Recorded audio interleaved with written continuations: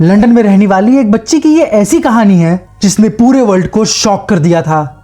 1907 London में एक 3 साल की बच्ची खेलते हुए सीढ़ियों से गिर गई थी। यहाँ तक कि उसे चेक करने आए डॉक्टर ने भी उसे डेड डिक्लेयर कर दिया था। लेकिन फिर ऐसा कुछ हुआ जिसने सबको शॉक कर दिया था, क्योंकि डेड डिक्लेयर होने के कुछ समय बाद ही वो बच्ची वापस जिंदा हो गई थी। मगर उसमें काफी सारे अजीब चेंजेस आ गए थे, जैसे उसके बोलने का एक्सेंट बदल गया था, उसे काफी अजीब से सपने आने लगे थे और वो अपने पेरेंट्स से बार बार अपने घर वापस जाने के लिए कहने लगी थी। और उस इंसिडेंट के कुछ समय बाद जब वो बच्ची अपने पेरेंट्स के साथ ब्रिटिश म्यूजियम में थी, तभी उसकी नजर एक इजिप्शियन स्टैचू पे पड़ी और वो वहीं उस स्टैचू के पैर किस करके कुछ बोलने लगी थी। फिर उसके पेरेंट्स ने उससे पूछा तो उस बच्ची ने कहा कि ये तो मेरे घर के लोग हैं। यानी उस बच्ची के अकॉर्डिंग वो एंशिएंट इजिप्ट से थी। जब वो बच्ची बड़ी हो गई तो उसने दावा किया कि वो इजिप्ट के एबिडस के सेटी 1 टेम्पल की प्रीस्टेस थी। फिर उसने आर्कियोलॉजिस्ट को उस टेम्पल के हिडन पार्ट्स के बारे में भी बताया जो उस समय तक सही से डॉक्यूमेंटेड भी नहीं थे। और कई एक्सपर्ट्स के अकॉर्डिंग उस लड़की का इजिप्ट के बारे में नॉलेज कई एक्सपर्ट से भी ज्यादा था।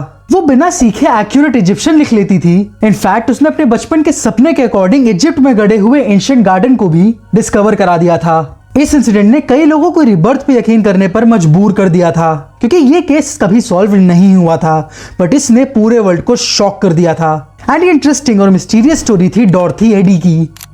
तो आपके इस केस के बारे में क्या व्यूज हैं, please comment below. I hope you enjoyed this one and make sure to subscribe for more. Bye.